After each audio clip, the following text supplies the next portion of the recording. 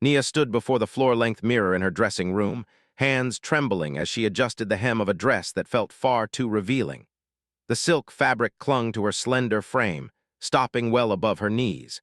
Tonight was another one of Albina's business gatherings, which had become increasingly frequent since his company's success 3 months ago.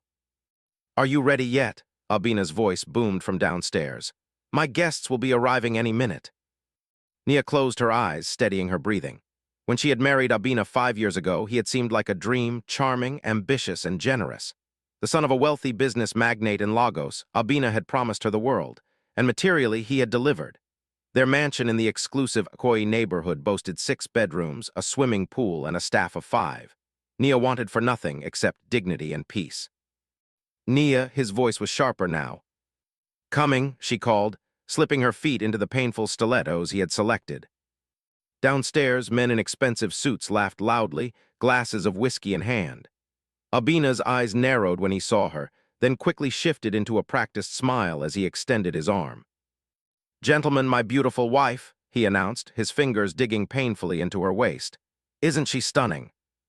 The men murmured appreciatively, and Nia felt her cheeks burn with shame as several pairs of eyes lingered too long. Among them was a new face, a quiet man who, unlike the others, kept his gaze respectfully at eye level. "This is Saifo," Albina introduced, "my new business partner from Johannesburg." Saifo nodded politely. "A pleasure to meet you, Mrs. Ademi." Throughout the evening, Nia played her part, smiling, serving drinks, laughing at crude jokes. But she noticed how Saifo seemed uncomfortable with the way Albina paraded her, how he frowned slightly when Albina commanded her to dance for their entertainment. Later that night, after the guests had left and Albina had consumed too much whiskey, came the familiar pattern. A small comment about how she had smiled too much at one guest, an accusation about the way she had served drinks to another. "You embarrassed me," he hissed, his hand striking her cheek with such force that she stumbled backward. "I didn't," she began, but another blow silenced her. Morning came, and with it, the ritual of concealment. Foundation carefully applied to hide the bruising along her cheekbone. A phone call to her sister Maikna, full of cheerful lies about her wonderful life. Maikna wasn't fooled. "You don't sound like yourself, Nia. What's really going on?" "Everything's fine," Nia insisted, her voice breaking slightly. "Albina's just under pressure with work." "This isn't the first time I've heard that tone," Maikna said softly. "Remember what happened to our cousin when she stayed too long. Please, if you need to leave." "I can't talk about this now," Nia whispered, hearing Albina's footsteps approaching. "I'll call you later." She ended the call just as Albina entered, his face a mask of contrition as he carried a small velvet box. "For you," he said, presenting diamond earrings that probably cost more than what most people in Lagos earned in a year. "I'm sorry about last night. You know how I get when I'm stressed." Nia nodded, accepting the gift and his kiss on her forehead, wondering how many more bruises could be erased with diamonds, how many more years she could survive in this golden cage. 3 weeks after meeting Saifo, Nia found herself dreading another of Albina's dinner parties. This time, he had laid out an outfit that made her previous dresses seem modest by comparison, a backless gold number with a plunging neckline and a slit that reached dangerously high. "I can't wear this," she whispered, holding the garment at arm's length. Albina's smile didn't reach his eyes. "Of course you can. I spent a fortune on it." "Please, Albina, your business associates will be there. It's not appropriate." His hand shot out, gripping her wrist so tightly she gasped. "You'll wear what I tell you to wear. These men expect to see my beautiful wife. It's good for business." "I'm not a trophy to be displayed," Nia said, finding a courage she didn't know she possessed. The back of his hand connected with her mouth, splitting her lip. "You are whatever I say you are. Remember where you came from, Nia. Before me, you had nothing." It was true that Albina had rescued her from poverty, plucking her from a job as a waitress and transforming her into the wife of one of Lagos's most successful entrepreneurs. But at what cost? Nia dabbed at her bleeding lip, tears welling in her eyes. "I'll wear the dress." The party that night was more crowded than usual. Albina's company had just secured a major contract, and he was celebrating with everyone who mattered in the business world.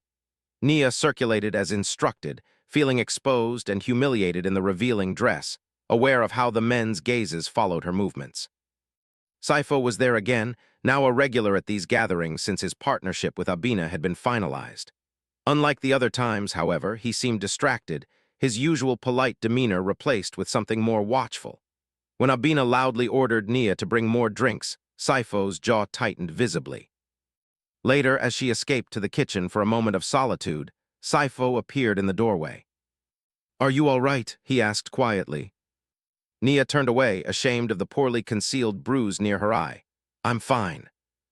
"You don't have to pretend with me," he said. "I've seen how he treats you." Before she could respond, Abina's voice boomed from the living room, demanding her return.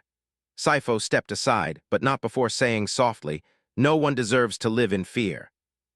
The evening deteriorated after the last guest departed. Abina, drunk and irritable, accused Nia of flirting with his associates. "I saw you talking to Saifo in the kitchen," he snarled. "What were you discussing so secretly?" "Nothing," Nia protested. "He just asked for more ice."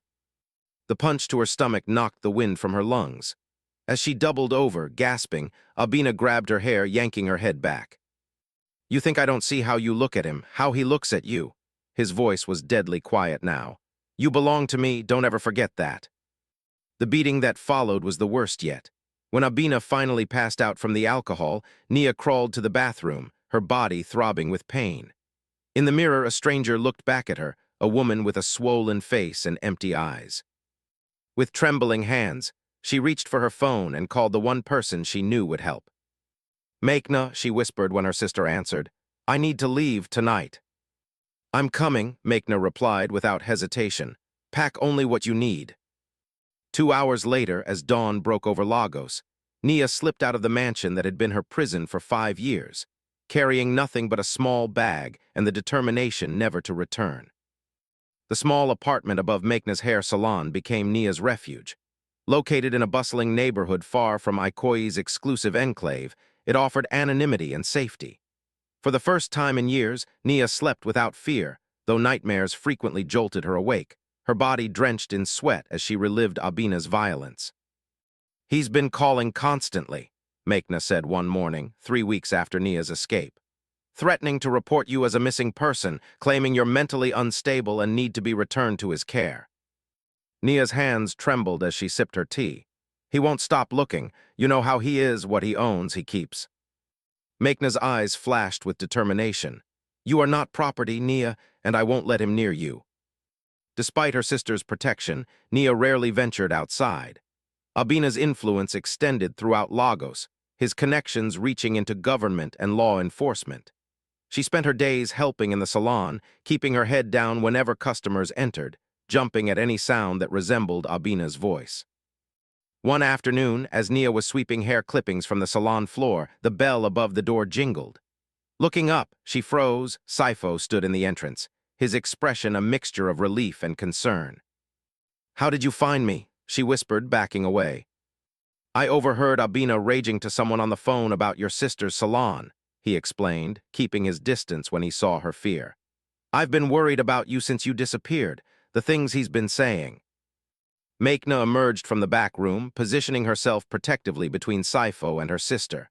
"What do you want, if you're here for Abina?" "I'm not," Saifo interrupted firmly. "I want to help. What Abina is doing, the way he treated Nia, it's wrong. And now he's becoming desperate, making threats." Over cups of bitter coffee, Saifo revealed what they feared. Abina had indeed filed a police report claiming Nia was mentally unstable and had stolen valuable jewelry when she left. He had friends in the police department who were helping him search for her. "It won't be long before they check here," Saifo warned. "You need to leave Lagos." "And go where?" Nia asked, despair evident in her voice. "I have no money, no passport that he doesn't control." Saifo leaned forward. "I have a sister in Johannesburg. She runs a women's shelter. You would be safe there, beyond Abina's reach."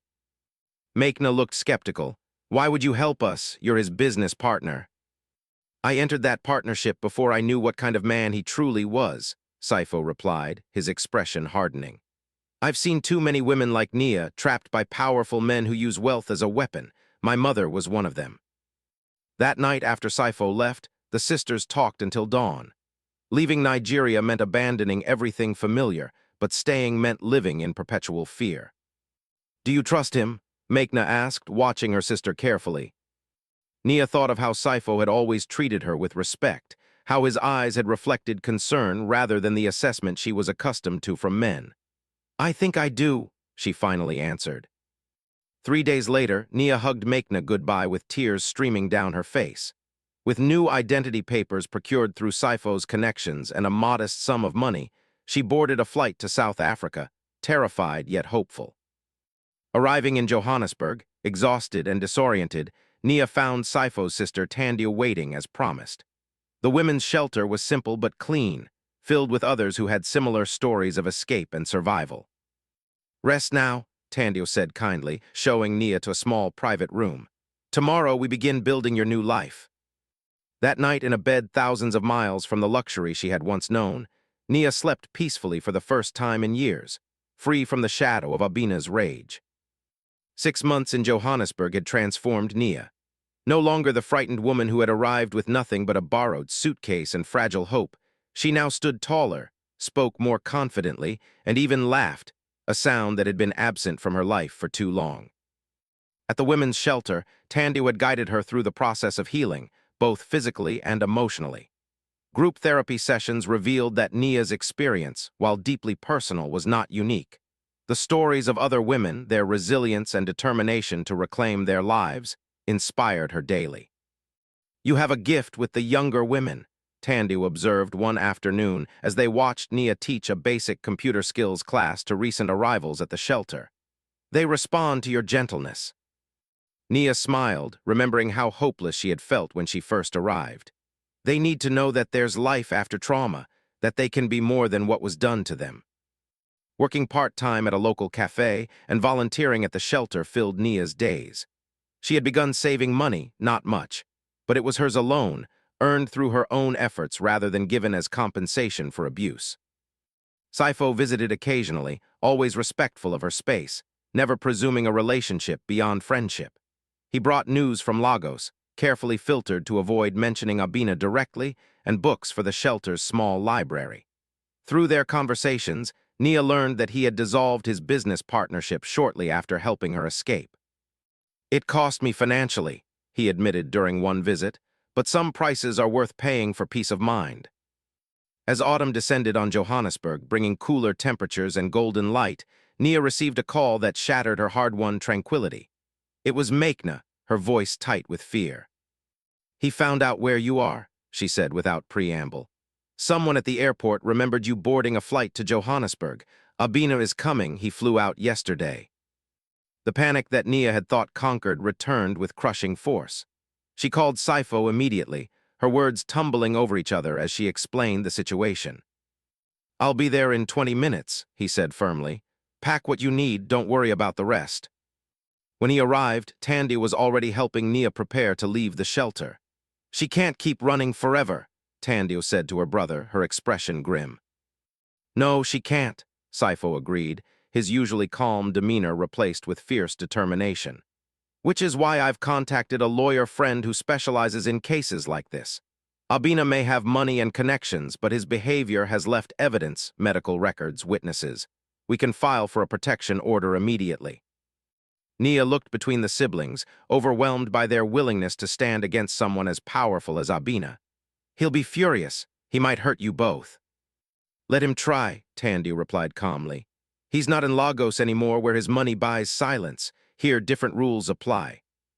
The next 48 hours passed in a blur of legal consultations and police statements. Saifo stayed close, his quiet strength a ballast against Nia's fear. When word came that Abina had indeed checked into one of Johannesburg's luxury hotels, the protection order was already in place. He can't approach within 100 meters of you, the lawyer explained. If he violates that, he'll be arrested immediately. That evening, as Nia sat in Saifo's modest apartment, deemed safer than the shelter, whose location Abina might discover, she finally asked the question that had haunted her for months. Why have you done all this for me? You've risked so much. Saifo was quiet for a long moment before answering. My father was like Abina, wealthy, respected in public, a monster at home. I watched my mother suffer until it killed her. When I saw how he treated you, I couldn't stand by and do nothing. Not again. In the silence that followed his confession, Nia felt something shift between them, a deepening of the trust and respect that had been growing since that first night in Lagos when he had looked at her with kindness rather than possession. The confrontation, when it finally came, occurred not in the shadowed privacy where abusers thrive, but in the bright openness of a courthouse corridor. Albina, impeccably dressed as always, his face a mask of righteous indignation, stopped short when he saw Nia standing between Saifo and Tandu, no longer cowering but meeting his gaze steadily. "You're making a spectacle of yourself," he hissed, ignoring the bailiff who had stepped closer at his approach. "Coming home now would save us both embarrassment." 3 years earlier, those words would have been enough to bend Nia to his will. Now, she felt only a distant pity for the man who had once terrified her. "There is no us anymore, Albina," she replied, her voice calm despite the rapid beating of her heart. "Sign the divorce papers, go back to Lagos, find someone else to control." His facade cracked then, rage flashing across his features before he could suppress it. "You think you can leave me, after everything I've given you? You were nothing before me, a waitress from the slums. Look at you now, hiding behind another man." Saifo tensed beside her, but Nia placed a gentle hand on his arm. This was her battle to finish. "I'm not hiding," she said clearly. "And what you gave came with too high a price. The bruises faded, but they taught me what your love really meant." The divorce proceedings were contentious but brief. Albina, discovering that his influence carried little weight in South African courts and facing potential criminal charges for the threats he had made, eventually conceded. He left Johannesburg with nothing but a bitter warning that Nia would regret her decision. 2 years passed. The women's shelter had grown, now occupying an entire building with Nia serving as assistant director alongside Tandu.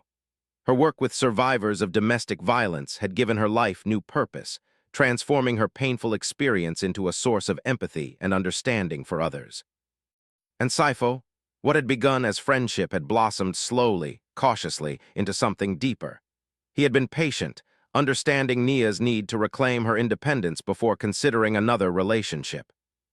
On a warm spring evening, as they walked through a park near the shelter, Saifo stopped beneath a jacaranda tree in full purple bloom. "I've been offered a position at the university," he said. "Teaching economics. It would mean staying in Johannesburg permanently." Nia smiled. "That's wonderful news. You've always talked about wanting to teach." "There's something else," he continued, suddenly serious.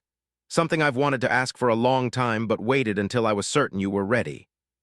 Her heart quickened as he took her hands in his.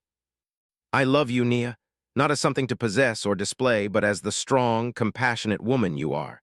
If you would consider it, I would be honored to share my life with you, as equals, as partners."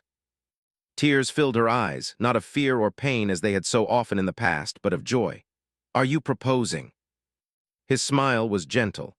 "If that's what you want to call it, I'm simply asking if you'll allow me to walk beside you wherever your path leads." The wedding was small, held in the garden behind the shelter with Tandu as maid of honor and Makna, who had flown in from Lagos, beaming proudly as she walked her sister down the aisle. The women from the shelter formed a choir, their voices rising in celebration of not just a marriage but a journey from darkness into light. Later, as the sun set over Johannesburg, painting the sky in shades of gold and crimson, Nia and Saifo danced slowly among their friends and chosen family. His hand rested lightly on her waist, not to control or restrain, but to support. "Are you happy?" he asked quietly. Nia looked around at the life she had built from the ashes of her past, meaningful work, true friendship, love based on respect rather than fear. The road had been difficult, marked by pain and courage in equal measure, but it had led her here to this moment of profound contentment. "Yes," she answered, resting her head against his shoulder. "I'm finally home."